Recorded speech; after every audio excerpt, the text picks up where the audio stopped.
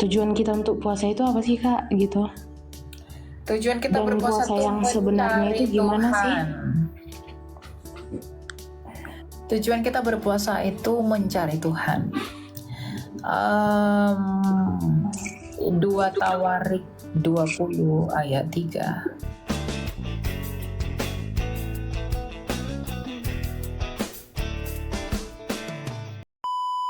Silakan Pascal.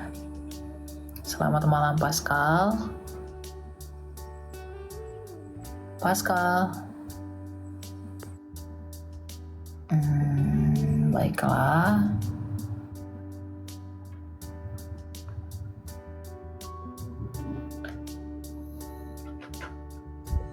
Silakan. Halo.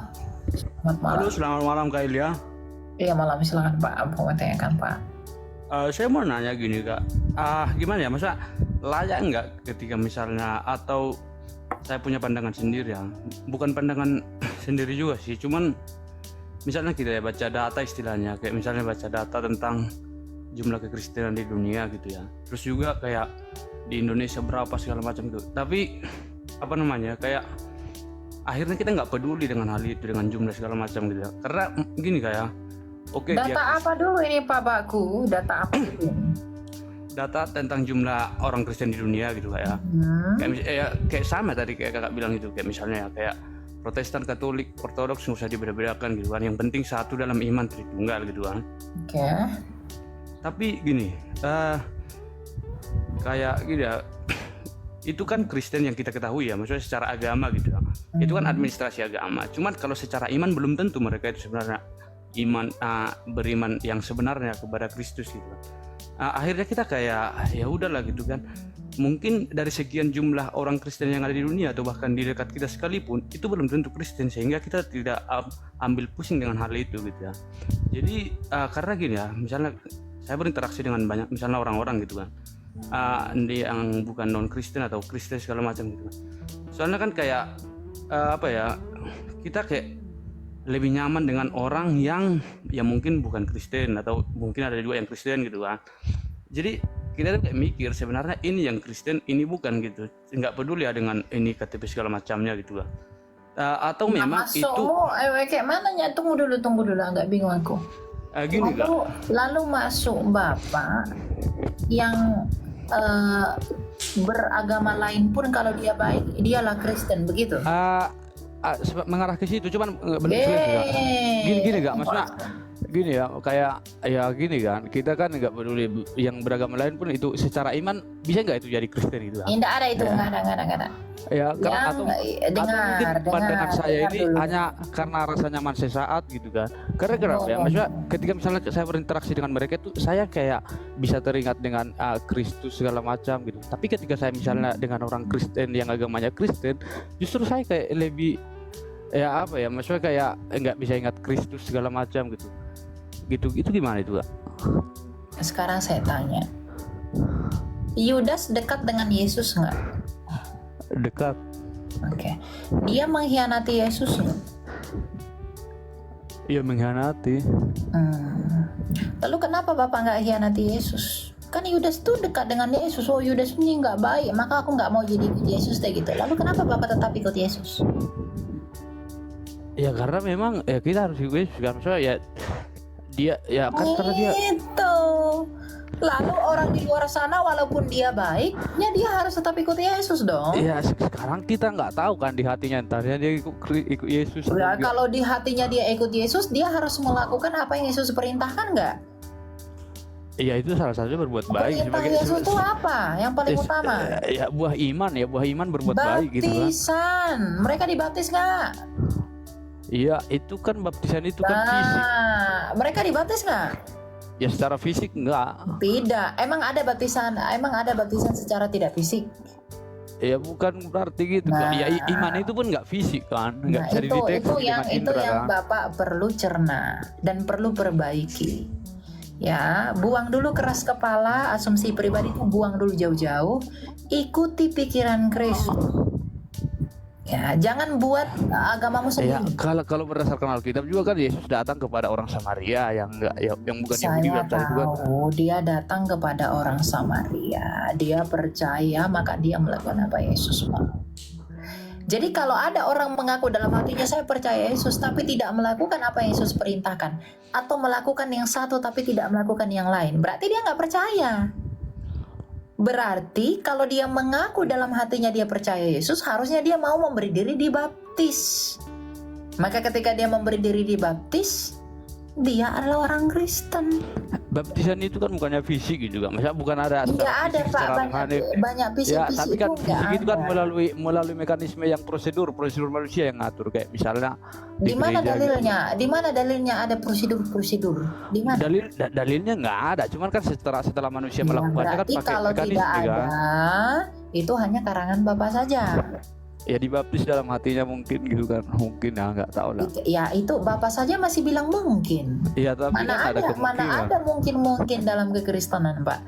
Kalau ya Tuhan Yesus bilang, kalau ya katakan ya, kalau tidak katakan tidak. Nggak ada mungkin.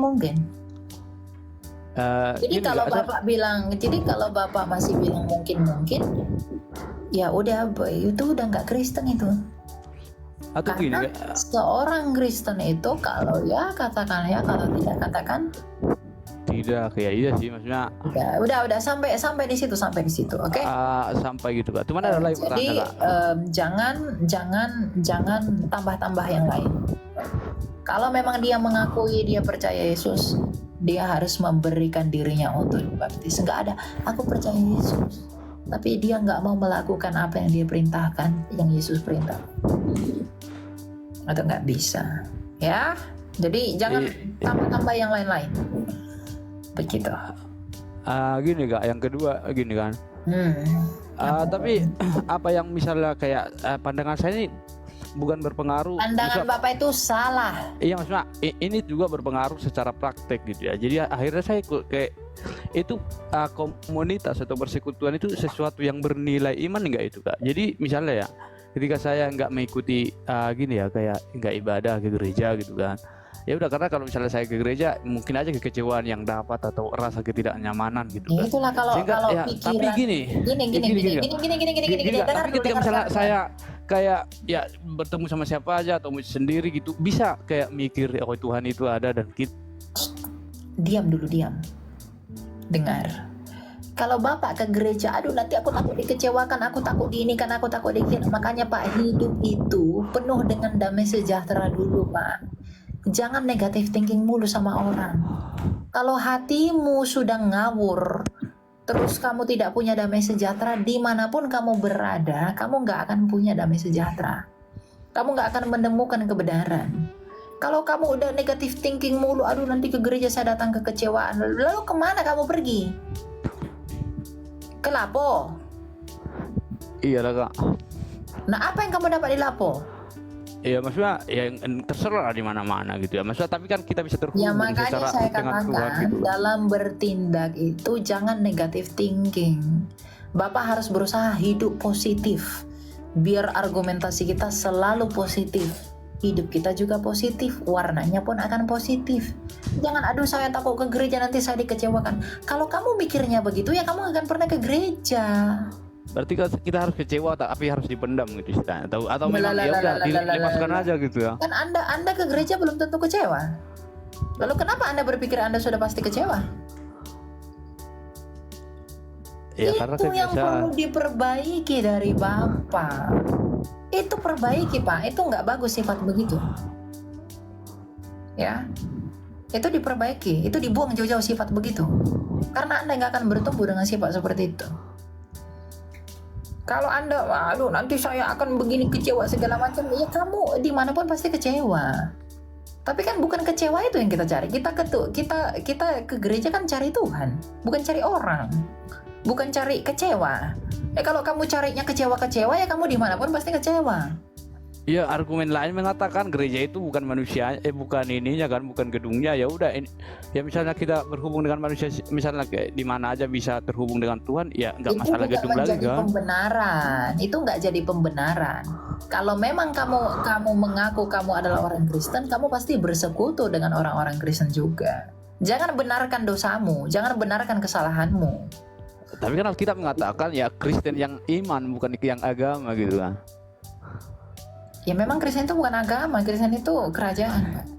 Tapi kita nggak tahu kan maksudnya siapa yang Kristen secara iman. Misalnya kayak itu. Kristen yang secara iman itu adalah mereka yang memberi diri dibaptis. Titik. Itu ada kuncinya gitu kan. Ya, yang dia mengaku Kristen tapi tidak mau dibaptis itu nggak Kristen itu. Itu danga-danga itu. Tapi terkait baptisan itu nggak, baptisan bayi sama dewasa itu ada Sama ininya nggak saja itu nggak ada masalah. Kalau misalnya udah dibaptis bayi, ya udah dewasa itu aturan gitu ya. Maksudnya itu nggak mesti gitu. Mau dibaptis kecil, mau dibaptis besar itu nggak apa-apa. Baptisan itu mulai dari usia 8 hari sudah bisa. Jadi misalnya nggak, saya kan ya Lutheran Oh ya, gitu kan. itulah ya bertumbuh ya Pak ya. Ya ini sih. Ya, udah. Makin panjang nanti, makin nggak terkontrol. Napasmu pun udah mulai aneh ya. Bertanya tuh yang pelan-pelan dulu. Satu kau belum mengerti, kau loncat ke sana kemari, Pada mabuk.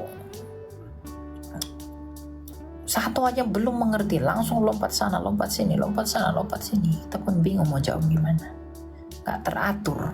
Lagi gini gimana Bapak mau teratur kalau kayak gitu cara mikirnya. Tidur dulu, cukup istirahat biar beres.